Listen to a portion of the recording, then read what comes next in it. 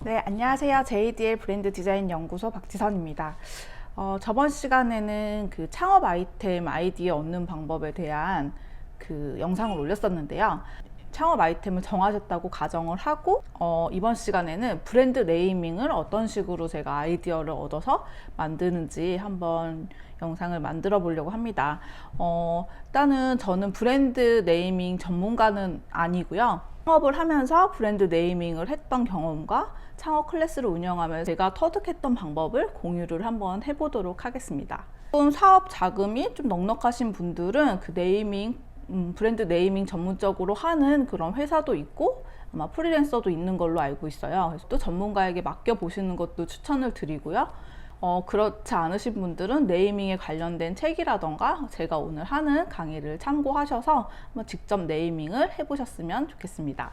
브랜드에 대한 경험을 하면서 의미를 부여하기 전까지는 그 브랜드의 이름이 이렇게 빛나거나 그 가치가 처음부터 인정을 받는 건 아닌데요. 애플의 경우를 봐도 그냥 사과라는 그 의미의 그 굉장히 단순한 네이밍인데 사람들이 왜 애플에 열광하는 이유, 단순히 이름 때문에 그 브랜드에 열광하는 건 아니잖아요. 어떻게 보면 이제 애플을 사용하고 애플을 경험하면서 얻게 되는 그런 좋은 이미지가 이제 마음속에 새겨지면서 그냥 애플이라는 이름만 들어도 브랜드 네이밍도 함께 빛나게 되는 거죠. 이제 그렇기는 하지만 브랜드 네이밍을 잘 지으면 분명 내 제품이나 서비스를 좀 더 매력적으로 좀 가치 있게 보이게 만드는 효과는 분명히 있을 거라고 생각을 하는데요. 우리가 이름을 지으면서 대부분 실수하는 것들은 의미보다는 단순히 예쁘거나 귀엽거나 멋있거나 좋거나 그냥 자기가 마음에 드는 걸로 이제 이름을 짓는 경우가 많아요. 처음에는 내가 만들 브랜드의 그 핵심 가치에 대해서 생각을 해보고 키워드를 한번 뽑아보시는 것을 추천을 드리는데요. 좀 자유로운 방식으로 브레인스토밍을 한번 해보는 걸 추천을 드립니다.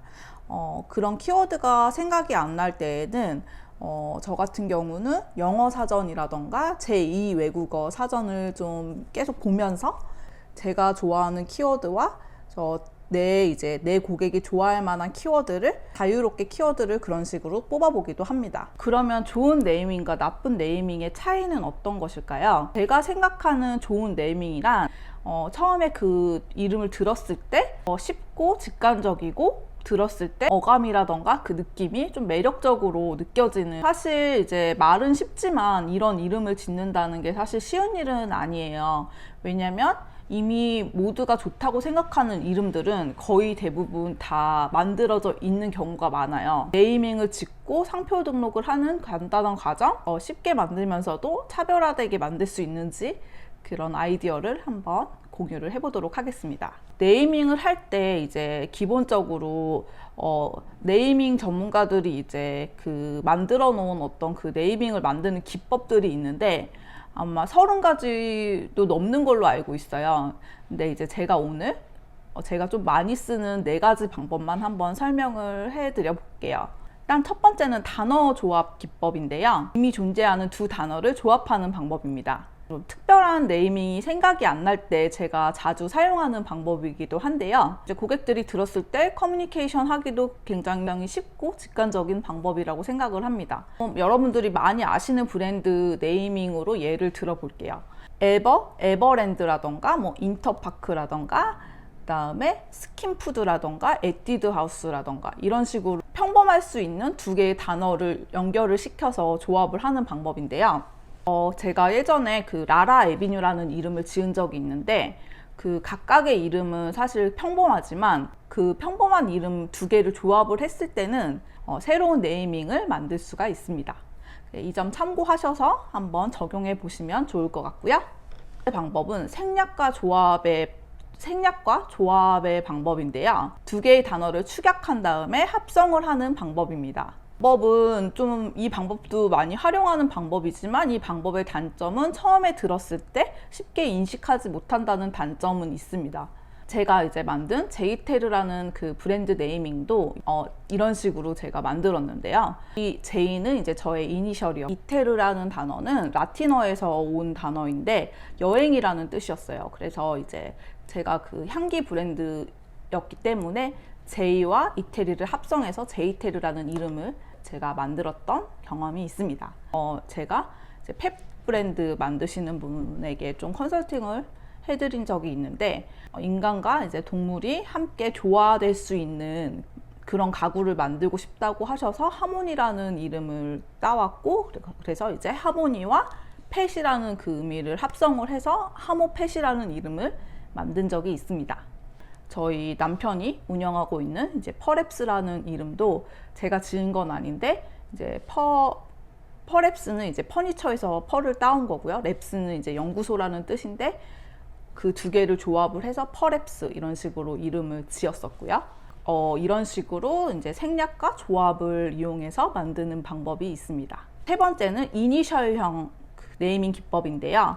이 기법도 굉장히 쉽게 만들 수 있는 기법이긴 하지만 고객들이 이제 커뮤니케이션 하기에는 어떤 뜻인지 잘 전달하기가 어렵다는 단점이 있기는 하죠. 예를 들면 뭐 KFC라던가 KT라던가 뭐 국민은행의 KB라던가 이런 식으로 이니셜형 네이밍 기법이 있습니다.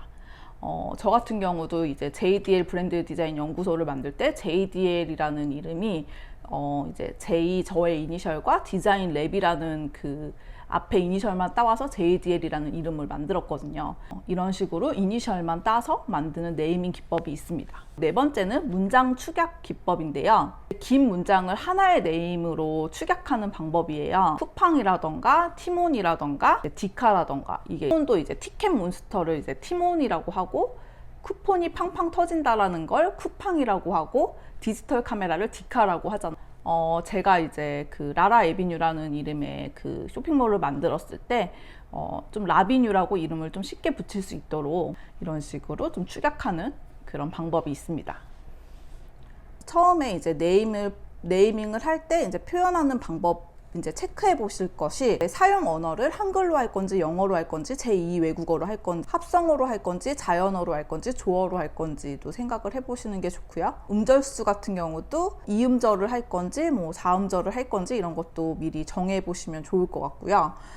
보통 이제 이음절은 이제 간단하기 때문에 대부분의 그 브랜드에서 선호한다고 합니다. 그리고 삼음절은 들었을 때 좀 친근하다는 느낌이 있고요. 그리고 4음절 이상은 좀 고급스러운 느낌이 있기는 하지만 고객들한테 쉽게 각인되는 데는 좀 너무 길다는 또 그런 단점이 있습니다. 그래서 이제 이런 기준들을 만들어 놓으시고 그 네이밍을 한 개만 하지 마시고요. 한 10개 정도의 그 후보안을 만드시는 것을 추천을 드립니다. 이유는 이제 내가 가장 좋다고 생각하는 이름이 실제로 이제 상표 등록된 경우가 많기 때문에 좀 최대한 많이 10가지 정도를 뽑아 놓고 하나하나 점검을 해보시는 것이 좋습니다. 네이밍을 개발한 후에 한번 체크할 사항에 대해서 말씀을 드려볼게요. 첫 번째는 차별성인데요. 내가 경쟁하는 브랜드와 좀 차별성이 있는 네이밍인가에 대한 고민도 한번 해보시고요. 두 번째는 전문성, 관련 제품의 기능이라던가 그 서비스의 그런 느낌을 표현할 수 있는 이름인가 라는 것을 한번 체크해 보시면 좋겠고요.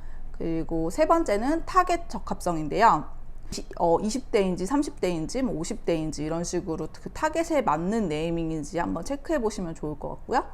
그리고 기억의 용이성, 소비자들이 이름을 들었을 때 좀 쉽게 기억할 수 있는 이름인지, 그리고 발음의 용이성, 발음을 해봤을 때 이게 좀 편하게 발음이 되는지 한번 체크를 해보시면 좋을 것 같습니다. 그리고 이제 네이밍을 이제 10가지 후보안을 만드셨으면 그 검색을 한번 해보시고 최종 결정을 하시는 것을 당부를 드리는데요. 검색에는 이제 5가지 정도 사이트에 검색을 해보시는 걸 추천을 드립니다. 이제 첫 번째는 네이버에 이제 검색을 해서 이 같은 이름이 있는지 한번 확인을 해보시고요. 그리고 최대한 이제 그 검색이 되지 않는 게 좋겠죠. 이제 이게 겹치는 이름이 많았을 때 나중에 이제 그 계속 그 검색 그 광고를 해야 되는 경우가 있거든요. 그렇기 때문에 네이버에서 없는 이름으로 지으시는 게 좋고요.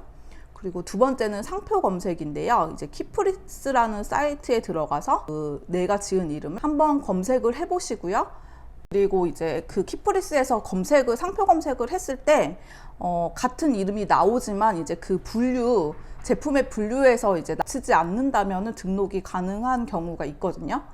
뭐 예를 들어 이제 내가 화장품으로 상품을 만들 건데 같은 이름인데 이제 카페로만 등록이 그 분류표에서 이제 카페로 등록이 돼 있다거나 분류가 다르기 때문에 등록이 가능할 수 있거든요. 네, 그래서 꼭 체크해 보셨으면 좋겠고요. 그리고 이제 키프리스에서 검색을 이제 대략적으로 해보시고, 그래서 이제 상표 출원을 이제 해줄 수 있는 그런 변리사분이라던가 아니면 특허사무소에 그 의뢰를 하시는 게 좋습니다. 네, 이것도 좀 많이 알아보시고 비교해보시고 상담해보시고 좀 많이 신경 써주는 그런 업체를 선택을 해서 진행하셨으면 좋겠고요.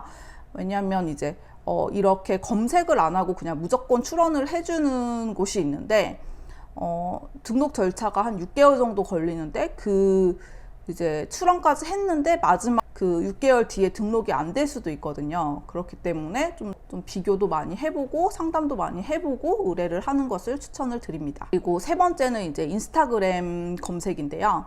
그 해시태그로 그 브랜드 네이밍을 검색했을 때 좀 겹치지 않는 것이 좋습니다. 이제 내 브랜드 네임을 이제 해시태그로 검색을 했을 때 이제 겹쳐지게 되면 헷갈릴 수 있잖아요. 그렇기 때문에 이제 최대한 피해서 없는 이름으로 짓는 것을 추천드립니다. 그리고 이제 네 번째는 도메인 검색인데요. 이제 홈페이지나 쇼핑몰을 이제 결국에는 이제 홈페이지나 쇼핑몰을 만들 거기 때문에 도메인은 반드시 미리 검색을 해보시는 게 좋고요. 단네임이라던가 후이즈라는 사이트에서 내가 지은 그 이름을 한번 검색을 해보시고 등록이 안 돼 있는지 확인을 꼭 해보시기 바랍니다. 다섯 번째는 이제 유튜브 검색인데요. 요즘은 이제 영상이 거의 필수이기 때문에 영상을 만드실 확률이 높잖아요. 당장은 아니더라도. 그렇기 때문에 유튜브에도 되도록이면 이제 겹치지 않는지 내 브랜드 네이밍으로 활동하고 있는 유튜버가 있는지 한번 검색해 보시는 것을 추천을 드립니다. 이렇게 좀 간단하게 설명을 드려봤는데요. 좀 네이밍 같은 경우도 전문적으로 들어가면 굉장히 정말 알아야 될 게 끝도 없는 분야이기 때문에 더 궁금하신 분들은 제가 추천하는 그 4가지 책을 한번 사서 보시는 것도 좋은 방법이라고 생각을 합니다. 제가 추천하는 책은 이제 브랜드 짓다라는 책이 있고, 브랜드 짓다, 그다음 브랜드 네이밍, 영어 이름 사전, 그리고 크리에이터를 위한 네이밍 창작 사전이라는 책이 있습니다. 이 4가지 책을 한번 더 공부해 보시는 것을 추천드리고요. 네, 오늘은 그럼 여기까지 네이밍에 관련된 영상을 만들어 봤습니다. 많은 네이밍 고민하시는 분들에게 많은 도움이 됐으면 좋겠습니다. 네, 그럼 다음 영상에서 뵐게요. 감사합니다.